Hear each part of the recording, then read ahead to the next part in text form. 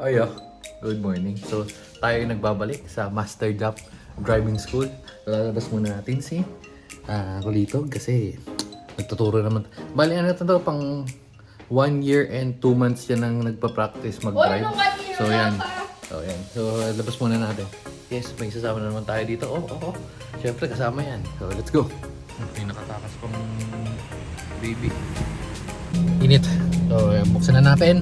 O sa aircon, palabasin na natin ang hangin saglit. Tapos, so ano na naman kayang mga driving skills ang papakita ni Beck for today? Uy, may nagtumakas sa pusa. Lumabas si Lina. Wait lang, lumabas si Lina.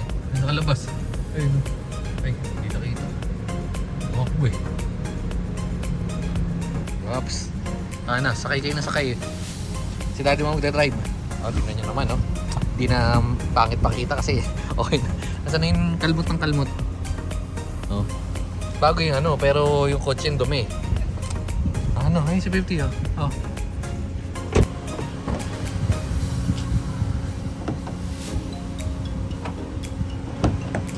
Excuse me. So ayan na nga, dito na tayo sa Master Jobs Driving School.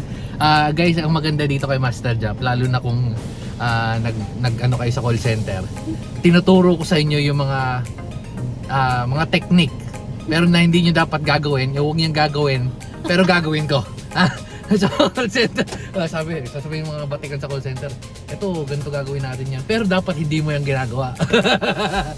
So yan, kasama na naman si Manong. Si Manong kahit simpleng labas lang kasama tsaka mainit, naku mainit, walang aircon sa likod. So let's go. Babatiin ko pa naman sana ng good job kasi nakakalusot lang namin sa gate pero nakamatayan agad ng makina. So tingnan natin. Palay mo tsamba lang kasi kaya nga ginawa yung salitang tsamba di ba? Para sa mga pagkakataon na to, alay mo, di ba? So dito parang bandang masikip yung banda dito. Mataba lang yung driver. Taba ng driver. So mukha pa rin walang pagbabago guys. Ang gagawin nyo pag titigil kayo, uuunyan nyo muna yung neutral bago kayo mag-brake. Bago kayo mag-brake. Sino Manong? Ano sasabi mo Manong? Bano yung driver Sige lang, dahil lang kayo ng daan. Utak ng bilis ng motor. Guys, ito na nga pala yung nag-aral sa first driving school ni Master Job. Ang current student natin. Na siya, 1 year and 2 months. Tapos ganito pa rin nagda-drive. Practice driving, tapos kasama pa rin yung instructor. 1 year and 2 months, mabilis yung progress nito. Malalagpasan niya na yung mag-e-bike ngayon. Ito, may mabalong ako sa inyo. Ito. Mabalong ako sa inyo. Ito, paparinigan ko kayo ng kablag. May kablag dito. 1, 2, 3, kablag. Narinig ako guys. Tawa si Loco, putakte Kita mo naman na na-predict ko na nakikita ko papunta pa lang, alam ko nang kakablog Ay naku po. Napakagaling na estudyante dito. Kumbaga ito yung mga prodigal apprentice. Talagang sobrang lupit mag-drive Isipin nyo 1 year and 2 months pa lang marunong na siya mag-drive, di ba? Talaga naman mapapabilib ka rin talaga. 1 year and 2 months? 2 months pa lang si Gob? 1 year. Ayan nga, 1 year and 2 months na nagda-drive. So yan, walang putak na, nagiging rockista ako Rock and roll to the world, man. Buto pa si ating chicks marunong mag-drive. Yung estudyante ko, Diyos ko. Hindi na mamatayan kasi wala ka kasalubong Kung nagkataon na meron dito banda at dito, ay naku, sinasabi ko sa inyo, makakita kayo ng second time mamamatay ng makina. Sige, dahil lang ng daan. Okay, maya. Sige lang, daan lang, kuya lalabo. Yan ang mga gusto natin binibidyohan, yung intersection moments. Takot yung mabait sa'yo. Uy, kuyang motor. Uy, naramdaman nyo yun? Alright. Ay, talaga naman. Oops, buti hindi na ako tinatanong ngayon. Bakit kaya kumakadyot? Bakit kaya? Oops, sige lang, daan lang. Hindi na ako tinatanong ngayon, Bakit kaya? Diba? Sarap dito ng pasahero. Ngayon nga, ngayon naman kung alam ba, kayo, interesado kayong gumala, di ba? Pupunta kayo sa like Baguio, Tagaytay, comment down below. Magpapareserve kayo ng booking kay Beck Professional Driver, yung mga ganyan. So kung may interesado kayo, suwabing-suwabe. Kita nyo naman, alo. Hindi kumakadyot. Kung may ganun, ibig sabihin baka may problema yung sasakyan nyo. Wala. Smooth ang driving experience. Kumbaga parang kang pinag-drive ni Michael Schumacher. Lalo si Schumacher. Search nyo ngayon sino si Michael Schumacher. Yun yung pinakaunang estudyanteng tinuruan kong mag-drive. Ito yung mga professional mga driver na tinuturuan ko. Pero ito 1 year 2 months ganito pa rin. 1 year 2 months yung pinagkasabay mo dyan. So yung kapitbahay namin, ewan ko sa kapitbahay namin, sumusunod. May yata may tracking yata ako sa kanya, may comment pa. Panis, inovertake yung e-bike. Sige. Ano ka ngayon, e-bike? Pakita mo kung sino ka. Pakita mo kung sino ka ngayon, e-bike. May nakita na ako naka-hack na e-bike. Kasi yung e-bike nila naka-solar panel pa. So, ibig sabihin hindi na uubusan ng battery. So, tumitigil lang tayo, di ko alam, saan pupunta to? Uy! Namatayan, nabusinahan tayo mga kapatid. Nagkakabusinahan. Ayan na, tinanong na ako. So mamaya na ulit dahil tinatanong na ako guys. Bakit daw ayaw? Ang una mong gagawin, i-start mo yung kotse. Ayun, kitang-kita nyo sa camera. May dadaan, nilangon ka pa ni kuya. Diba? So sa inyo, galing-galing ng estudyante natin to. Magano na to guys, mag 1 year and 3 months na bukas. Talagang mabilis lang, fast learner lang. Talagang kumbaga talented sa pagiging driver, mga ganun. Kung hindi ka mo nag-uuda dyan, sana hindi ako nakakarating. Tamo mo, sinisisi pa yung pasahero. Yung pasahero, professional. Diyos ko. Ay nako. So dito na muna tayo kasi balak pa mag-practice mag-park ang putek. Ay, naku po. Diyos ko po, Rudy. Dito tayo, Shopwise. Shout out sa inyo, Shopwise. Galing na mag-park guys, Gitna, ayun na sa linya-linya, Pakahusay, namamatay na nga ng makina. Gusto pa mag-practice mag-drive. Kita nyo, dati Dati 300 kilos, ngayon 110 na lang. Ito yung itsura galit na galit yung itsura ng driver. Ito yung itsura ng driver, galit na galit. Ito yung front mirror. Kakakain lang niya sa Wolfgang. Ayun yan yung POV ng driver. Oops. Ayun yung POV ng driver na hindi makapag-park. Takte. Mga dito kami, 3 hours kami dito mag-iikot-ikot. So ito na, successful na guys. Ang ganda ng pagkakapark. Galing. At saka bukod sa gitna na yan. Sa gitna na yan, napapakita ko sa inyo, mabilis lang. Huwag mong gagalawin. Tingnan nyo, ito yung harap, di ba?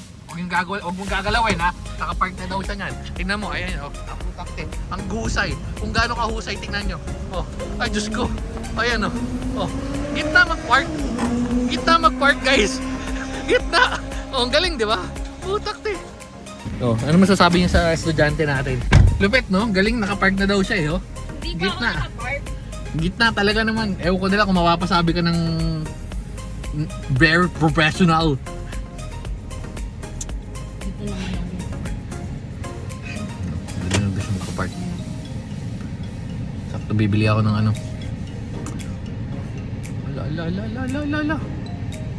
Pinapagalitan pa tayo dito. Ang kulit kasi gusto magpark, namamatay ng makina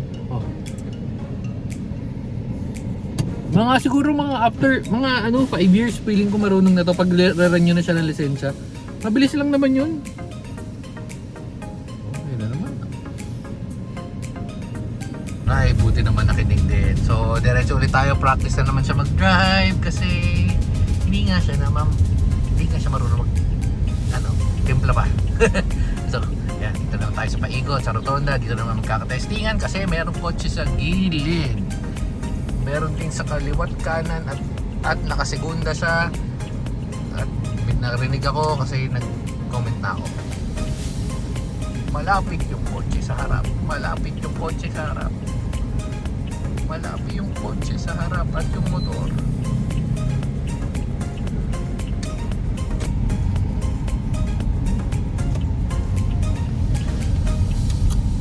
Ito atin natin lang ha. Ngayon kung halimbawa hindi kayo na-stress sa buhay, di ba? Di ba? Wala kayong ano, kumbaga sobrang saya nyo lang. Wala naman kayo masyadong ginagawa. Kumbaga hindi kayo walang nagbibigay sa'yo sakit ng ulo. Yan, turuan nyo. Yung ano ba, gawin nyo, bigay yung kotse nyo, bigyan nyo ng wala kayong kotse, bilan nyo ng kotse, tapos turuan nyo. Yung sure bula ko sinasabi ko sa inyo, sasakit, hindi lang sasakit yung ulo nyo, pati puso nyo baka high blood pa kayo naku, sinasabi ko sa inyo. Talaga, ito talagang marirecommend ko sa inyo kung gusto nyo maging stressful yung buhay nyo. Ito na yung pagkakataon na yun. Bilhin nyo ng kotse, tapos turuan nyo. Ay naku, napakalapit na naman. Diyos ko po. Ay naku po, Rudy. Tapos may malaking truck sa harap. Wow, sabi niyo pa, proud pa siya. Harap likod pa daw. Wow! Meron pa cellphone. Mamaya na uli kasi medyo sumisikip na yung daan ha? Mamaya na uli guys. Update ko na lang kayo kung merong mga critical situation, okay?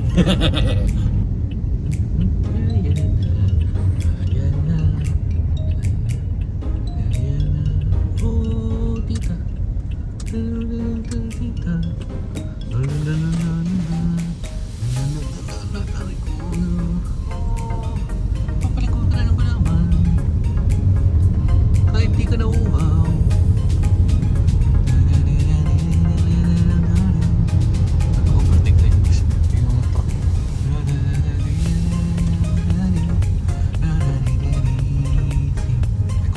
Sabayan.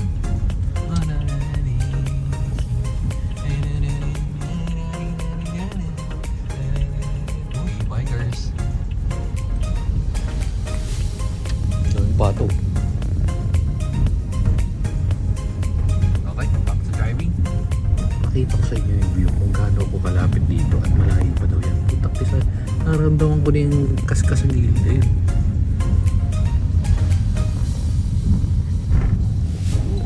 Ayun. Narinig ako yan, so dito na naman kami sa itong lugar na yan. Di ko alam yung tawag dito, basta yung dulo-dulo niyan. Ito yung una niyang pinuntahan na gusto niyang banggain yung dali na na shop. So dulo niyan, traffic pa, so may kotse pa sa gilid. So kuha sa camera guys, as expected. Bago na yung sa kotse. Utang na bago. Utang inang bagal ang puta. Kanina pa siya. Sige na kuya, tautang sa'yo. Ito meron pang mga atisan eh. Ang tiknay na yung jeep. Si kuya nagtatraffic, sabi niya pa, wala nang ibibilis yan kuya. Talaga ganyan na yan. Pag binesan nyo, naku po. Nakaka-aksidente pa yan kuya. Sabi niya po, kuha ganun-ganun pa si kuya. Talaga naman kuya. Sabi kasi mga estudyante pa dyan eh. So, malapit ba hospital dito? Ayun, yung mga estudyante pa River Park, katabi ng Lancaster.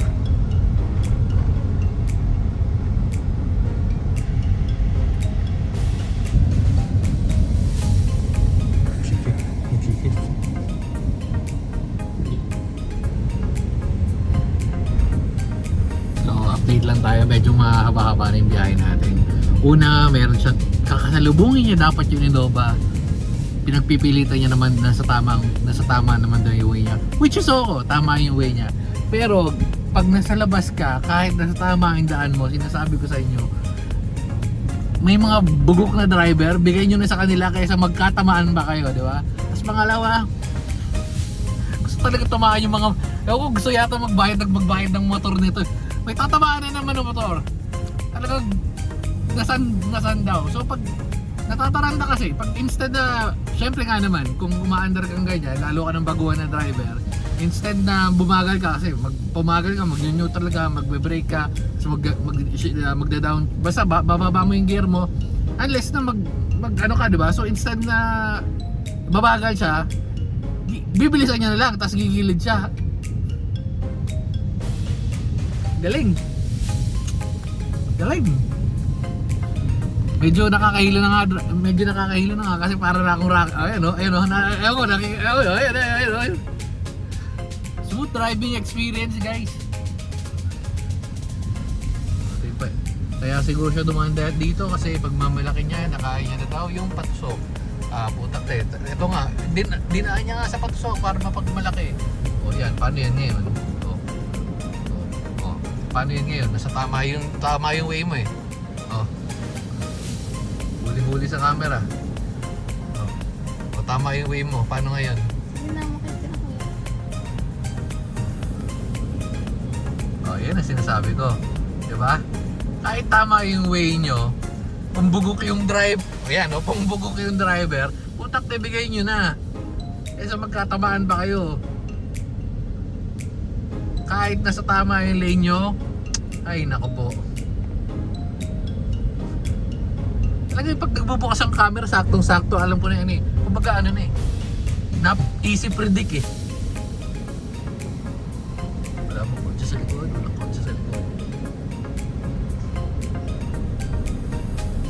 Bahon. Ito yung pinagmamayabang niya sa akin ng isang araw eh. Kaya niya na daw to. Madali mag-drive. Yung pagtansya ng makina, yung pagtansya ng clutch saka gas at pag-shift yun yung mahirap. Ha?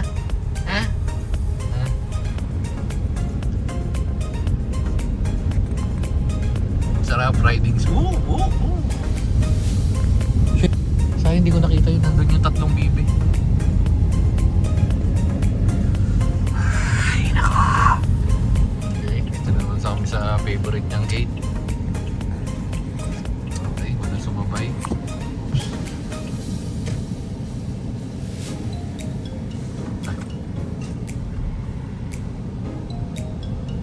Lumusot. Salamat, makakahinga-hinga na tayo, hindi na tayo gaganon-ganon, medyo sumasakit na ulo natin, ralista na ako guys. Tapos ang lupit pa talagang hindi niya pinapatawad yung mga e-bike kasi yung i-overtaken kanina. Pero hindi natin siya masyado mapapagalitan ngayon, hindi natin siya papalusutin natin siya ng bahagya konti ngayon kasi kaka-birthday lang. Pero mga sa mga susunod na araw, hindi na pwede yun, okay? Ha? So feeling ko dito na magpapark na natin. Teka, assessment mo ba yun? Assessment? O sige, walang problema. Basta wag mo didikitan si Gob. Ayan. Assessment. Napaka-basic ng assessment natin. Hinaan muna natin yung aircon para mas maganda yung pag-selfie. Salita ko.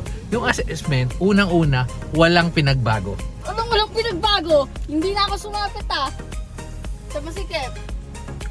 Hindi pagiging batayan nyo ng professional driver. Hindi ako non-pro lang yung lisensya ko, hindi professional. Ang sinasabi ko, ang basic doon, unang-una, isipin nyo guys, 1 year and 2 days. Well, 1 year and 2 days? 1 year and 2 months. 1 year and 2 months, tapos going 3 months na bukas. Yun nga, ang unang-una kasi dapat pag-aaralan nyo, kung magdadrive kayo, lalo na kung manual, is pagtimpla ng gas. Kasi unang-una, lalabas kayo sa kung ganun-ganon. Paano yung, although nabawasan, na-lesson na naman yun pagpatay-patay ng makina niya. Pero, still, para sa akin, hindi pa rin pasado yun. Yung shift ng gears, napakalala pa rin. Hindi pala napakalala. Siguro kung dating ang 10 yun sobrang sakit sa bank, sakit sa puso. Ngayon mga nasa 8. Wow. Ganun. Napakakas naman ng mo. Pag professional driver ka talaga, ganun talaga. Tapos yung sa mga driving yung kinikwento ko nga kanina, may kasalubong siya. Sabi ko, bakit di kumigilid? Nasa tamang lane. Tama nga naman, nasa tamang lane. Pero pag gano'n, lalo na, syempre, hindi mo naman alam kung babanggain ka, dediretso yung bigay mo na, lalo na di ka pa naman marunong drive. Paano bigla ka kakabig pagka magkaharap na kayo? Tapos yung e-bike, pa-left kami. Yung e-bike nasa left lane. Wala namang signal yung e-bike. Eh paano kung hindi left? Paano kung dumiretso yun? Tapos ito si Kulitog, ito yung e-bike. Ba, talagang dinidikitan niya. Mag-best friend yata yung ginagawa mag-best friend. So, no, bagsak pa rin. Pero pag ikaw naman, ganun din gagawin mo. Bakit? Naharangan ko ba yung e-bike? Ha? Yung e-bike ba sinasabayan ko? Hindi, no, na ano mo. Oh, yun yung difference. Kasi pag yung e-bike kasabayin mo, again, pag paligo tong pinag-uusapan namin, paligo ka. Ngayon, kung yung e-bike nasa left, paano kung dumiretso siya? Di ba? Pero kung pa-left naman siya, walang problema. Kaso nga, magkadikit kayo. Well, di ko hawak. Kumbaga, ito yung e-bike, ito ka. Liligo kayo pag ganun, walang problema. Magkadikit kayo, di ba? Ang kaso sa kanya, nandito siya sa second lane, dapat yung second lane, dapat pa diretso. Ang ginawa niya, dinikitan niya yung e-bike, paligo siyang ganun. Ngayon, kung o-overtaken mo, ayos lang. Eh, hindi niya namang in-overtaken eh. Dinikitan eh. Dinikitan, talagang nagtataka pa siya. Yun nga tinatanong ko, paano kung biglang dumiretso yung e-bike? Kamot, di ba? Ay, nako. Pero papalampasin natin ngayong araw. Again, ngayong araw lang kasi kakatapos lang ng birthday. Bukas na bukas, hindi na pwede agad sa akin yun. So, hindi na natin siya masyado papagalitan ngayon guys for today's video, ha? Pero kasi medyo masakit na rin ulo ko yan. Talaga nakita nyo gumaganon-ganon tayo. Talagang tsaka predicted ko na mangyayari na ba pagka ganyan, mamamatay ng makina. Tututukan ka agad natin ang camera. Oy, excuse me, may mga pagkakataon na hindi namatayan. Madaming beses yun, naglabas ka ng camera, hindi naman namatayan. Nagbibideo lang ako ng traffic nun. Kasi nakikita ko yung tatlong bibi kanina. Nagsasayaw pa sila ng tatlong bibi. Pero yun, dito na natin siguro natapusin natin. Pero again, yung assessment natin, no. Kung para sa pagiging no, my friend. No, bagsak pa rin sa akin yan. Ha? Kaya marami pa tong kakaining bigas. Well, mukha naman siyang marami ng kinain. Mukha naman siyang maraming kinain bigas. Pero marami pa rin siyang mas kakaining bigas. Ha? So dito na natin tatapusin kasi naman, ay sarap ng tulog. Nagising na tuloy si 50. Pero dito na natin tatapusin guys kasi ang sakit ng utak natin. Tsaka yung mga, ito pa pala yung gilid-gilid. Talagang friend niya tong sign na to. Yung sa passenger seat. Talagang gusto niya maging friend yung nasa sign na yan. Hindi na kaya ganun ka-grabe. Okay, balikan mo yung video. Sige, antay mo. Ikaw kayo comment down below ka kung ganun kalapit, ha? Sa mga nanonood, comment down below kung sobrang lapit. Hey! Ano? Baka may interested nga bumili ng Vios Color Black. Oy! Hindi mo inibenta to. Vios Color Black. Bibili na lang. May nakita na akong shout out nga pala kay Boy AC Garage. Baka may binibenta kang tig 20,000 out. Baka pwede na lang kami bumili sa'yo. Sige na, bye-bye na. Babu.